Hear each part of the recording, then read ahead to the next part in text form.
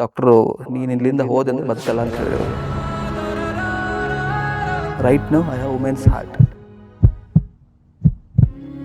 So ಅವಾಗ ಅವ್ರು suggest ಮಾಡಿದರು ಒಂದು ಆರ್ಟಿಫಿಷಿಯಲ್ ಹಾರ್ಟ್ ಕೊಡ್ಸೋಣಂತೆ. ಸೊ ಕಾಸ್ಟ್ ಕೇಳಿದೆ ನಾನು, 30 ಲಕ್ಷ ರೂಪಾಯಿ ಅಂತ ಹೇಳಿದೆ. ಓಕೆ ಕಟ್ತೀವಿ, ಎಷ್ಟು ಸಹ ಬದುಕ್ತೀವಿ ಅಂತ ಕೇಳಿದ್ರು. ಇಲ್ಲ 6 ತಿಂಗಳು ಬದುಕ್ಬೋದು ಅಂತ ಹೇಳಿದ್ರು. ಬದುಕಿದರೆ ಬದುಕೋಣ, ಇಲ್ಲಾಂದರೆ ಮನೆಗೆ ಹೋಗೋಣ ಅಂತ ಹೇಳಿ.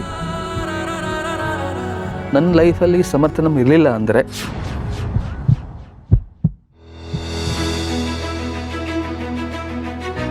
ಸೊ ನನ್ನ ಹೆಸರು ವೀರಭದ್ರ ಅಂತ ಹೇಳಿ. ನಮ್ಮ ತಂದೆ ವಾಟರ್ ಮನೆ ಕೆಲಸ ಮಾಡ್ತಿದ್ರು ಗ್ರಾಮ ಪಂಚಾಯತಿಲಿ. ನಮ್ಮ ತಾಯಿ ಹೌಸ್ ವೈಫ್ ಆಗಿದ್ದಾರೆ. ಒಂದು NGOದಲ್ಲಿ ಕೆಲಸ ಮಾಡ್ತಿದ್ದೆ ಆಸ್ ಅ ಡಿಸ್ಟ್ರಿಕ್ಟ್ ಕೋಆರ್ಡಿನೇಟರ್ ಆಗಿ. ಸೊ ಅಲ್ಲಿ ನಾನು ಒಂದು 8 ವರ್ಷ ಕೆಲಸ ಮಾಡಿದೆ. ಕೆಲಸ ಮಾಡೋ ಟೈಮಲ್ಲಿ ನನಗೆ ಸಡನ್ ಆಗಿ ಹಾರ್ಟ್ ಪೇನ್ ಸ್ಟಾರ್ಟ್ ಆಯಿತು. ಆವಾಗ ನಾನು ಅಲ್ಲೇ ಹಾಸ್ಪಿಟ್ಲಿಗೆ ಹೋದೆ, ಬೆಳಗಾವಿ KLE ಹಾಸ್ಪಿಟಲ್ಗೆ. ಚೆಕ್ ಮಾಡಿದ ಕೂಡಲೇ ಗೊತ್ತಾಯಿತು ಹಾರ್ಟ್ ಪಂಪಿಂಗ್ ಕಡಿಮೆ ಇದೆ ಅಂತೇಳಿ. ಆಮೇಲೆ ನಂದು ಎಷ್ಟಿತ್ತು ಅಂದರೆ 30%. ಸೊ ಅವಾಗ 1 ವರ್ಷ ಟ್ಯಾಬ್ಲೆಟ್ ತಿಂದೆ ನಾನು. ಸೊ ಟ್ಯಾಬ್ಲೆಟ್ ಏನು ಕಡಿಮೆ ಆಗಿಲ್ಲ.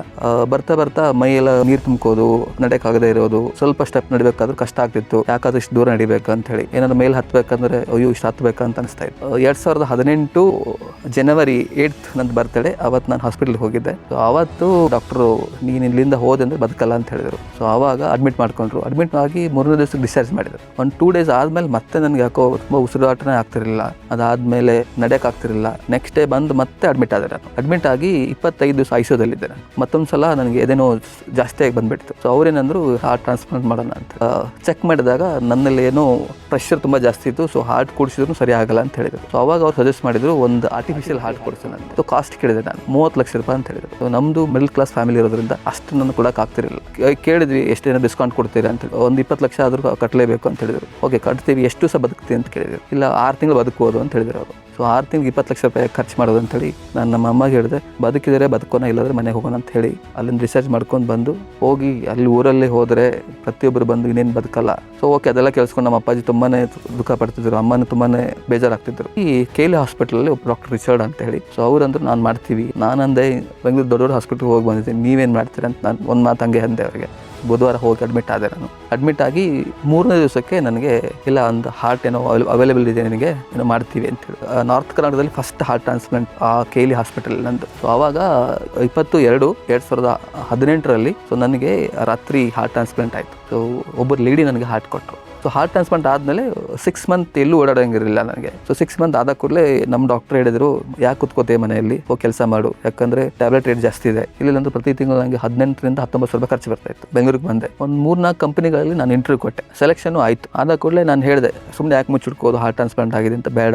ಅವ್ರು ವಾಪಸ್ ಹೇಳ್ತಿದ್ರು, ನಂಗೆ ನೀವು ಫೋನ್ ಮಾಡ್ತೀವಿ ವಾಪಸ್ ಅಂತೇಳಿ. ಇಲ್ಲಿ ಮಟ್ಟ ಯಾವುದೋ ನಂಗೆ ಫೋನ್ ಬಂದಿಲ್ಲ. ಸೊ ಅದಾದಮೇಲೆ ನಮ್ಮ ಅಕ್ಕನಿಗೆ ಮಹಾಂತೇಶ್ವರ್ ಪರಿಚಯ ಇದ್ದರು. ಸೊ ಮಹಾಂತೇಶ್ವರ್ಗೆ ಒಂದು ಕಾಲ್ ಮಾಡಿದ್ರು, ಹಿಂಗೆ ನನ್ನ ತಮ್ಮ ಆಗಿದ್ದಾನೆ, ಹಿಂಗೆ ಹಾರ್ಟ್ ಟ್ರಾನ್ಸ್ಪ್ಲಾಂಟ್ ಆಗಿದೆ, ಕರ್ಕೊಂಡು ಬಂದೆ ಅಂತ ಹೇಳಿದರು. ಸೊ ನಾನು ನಮ್ಮ ಅಕ್ಕ ಒಂದು ಸರ್ ಹತ್ರ ಬಂದು ಕುತ್ಕೊಂಡಾಗ ನನ್ನ ಬಗ್ಗೆ ಎಲ್ಲ ಹೇಳಿದೆ. ಆಮೇಲೆ ಸ್ಕಿಲ್ ಡೆವಲಪ್ಮೆಂಟಲ್ಲಿ ಎಕ್ಸ್ಪೀರಿಯನ್ಸ್ ಅಂತ ಹೇಳಿದೆ. ಸೊ ಅವಾಗ ಸ್ಕಿಲ್ಲಿಂಗ್ ಟೀಮಿಂದ ಚಂದ್ರು ಸರ್ನು, ಅನ್ಸಿನ್ ಸರ್ನು ಮತ್ತು ಸತೀಶ್ ಸರ್ನು ಕರೆದ್ರು.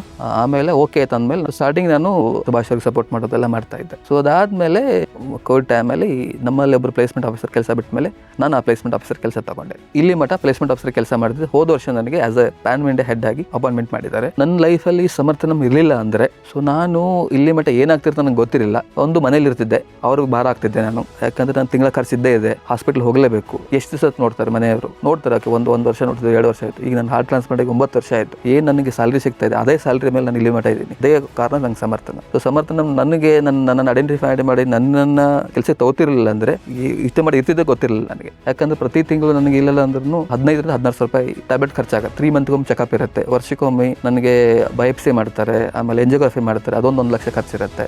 ಎರಡನೇದು ಸಮರ್ಥನದಲ್ಲಿ ಕೆಲಸ ಸಿಕ್ಕಿದೆ ಅಂತ ಹೇಳಿ ನನ್ನ ಖರ್ಚುಗಳು ನಾನೇ ನೋಡ್ಕೋತೀನಿ. ಟ್ಯಾಬ್ಲೆಟ್ ಖರ್ಚು ನೋಡ್ಕೋತಿದ್ದೀನಿ, ಪ್ಲಸ್ ನನಗೇನು ಓಡಾಡಕ್ಕೆ ಬೇಕು ಅದನ್ನ ಖರ್ಚು ನಾನು ನೋಡ್ಕೋತಿದ್ದೀನಿ. ಇದನ್ನೆಲ್ಲದ ಮೇಲೆ ನಾನು ಡಿಪೆಂಡ್ ಆಗ್ತಿದ್ದೆ ಫ್ಯಾಮಿಲಿ ಮೇಲೆ. ಮತ್ತು ಅವ್ರಿಗೆ ಫೈನಾನ್ಷಿಯಲ್ ಬರ್ಡನ್ ಆಗ್ತಿದೆ. ಯಾಕೆ ಮೊದಲೇ ನಮ್ಮದು ಮಿಡಲ್ ಕ್ಲಾಸ್ ಫ್ಯಾಮಿಲಿ, ತಂದೆ ಇಲ್ಲ, ತಮ್ಮ ದುಡಿತಾ ಇದ್ದ, ಅವನ ಫ್ಯಾಮಿಲಿ ಇದೆ, ಅವನ ಮೇಲೆ ಬರ್ಡನ್ ಆಗ್ತಿತ್ತು. ಈಗ ನನ್ನ ಖರ್ಚನ್ನ ನೋಡ್ಕೋತಾ ಇರೋದ್ರಿಂದ ಅವ್ರಿಗೆ ಏನು ಬರ್ಡನ್ ಆಗ್ತಿಲ್ಲ, ಅವರು ಫೈನಾನ್ಷಿಯಲ್ ಇಂಪ್ರೂವ್ಮೆಂಟ್ ಆಗ್ತಿದ್ದಾರೆ, ಜೊತೆಗೆ ನಾನು ಆಗ್ತಾ ಇದ್ದೀನಿ. ಸಮರ್ಥನದಲ್ಲಿ ನನಗೆ ಏನು ಮೋಟಿವೇಟ್ ಮಾಡುತ್ತಂದ್ರೆ, ಒಂದು ಮಹಾಂತೇಶ್ ಸರ್, ಎರಡನೇದು ಚಂದ್ರು ಸರ್. ಸೊ ಇಬ್ಬರು ಮಂದಿ ತುಂಬಾ ಸಪೋರ್ಟ್ ಮಾಡ್ತಾರೆ ನನಗೆ. ಸೊ ಆಮೇಲೆ ಪ್ಲೇಸ್ಮೆಂಟ್ ಅಲ್ಲಿ ಇದ್ದೀನಿ, ತುಂಬಾ ಕಂಪನಿಗಳ ಜೊತೆ ಕೋಆರ್ಡಿನೇಟ್ ಇದ್ದೀನಿ. ಆಮೇಲೆ ಪ್ಲಸ್ ಇಲ್ಲಿ ಅವರೇ ಕೆಲಸ ಮಾಡ್ತಾರೆ, ನಾನೇ ಕೆಲಸ ಮಾಡಬಾರದು ಅಂತ ಅನ್ಸುತ್ತೆ. ನಾನು ಈಗ ಸಮರ್ಥನಂ ಥ್ರೂ ತುಂಬಾ ಜನರಿಗೆ ಕೆಲಸ ಕೊಡಿಸ್ತಾ ಇದ್ದೀವಿ. ಉದಾಹರಣೆಗಾಗಿ ಅಂಗವಿಕಲರಿಗೆ ಮತ್ತೆ ನಾರ್ಮಲ್ ಕ್ಯಾಂಡಿಡೇಟ್ಗಳಿಗೆ ಕೆಲಸ ಕೊಡಿಸ್ತಾ ಇದ್ದೀವಿ. ಸಮರ್ಥನದಲ್ಲಿ ಟ್ರೈನಿಂಗ್ ತಗೊಂಡು ನಾವು IBM ಅಲ್ಲಿ, ಇನ್ಫೋಸಿಸ್ ಅಲ್ಲಿ, ಅಮೆಝಾನ್ ಅಲ್ಲಿ, ಆಮೇಲೆ ಗೌರ್ಮೆಂಟ್ಗಳಲ್ಲಿ ತುಂಬಾ ಕಡೆ ಒಳ್ಳೊಳ್ಳೆ ಪೋಸ್ಟ್ಗಳಲ್ಲಿ ಕೆಲಸ ಮಾಡ್ತಾ ಇದ್ದಾರೆ.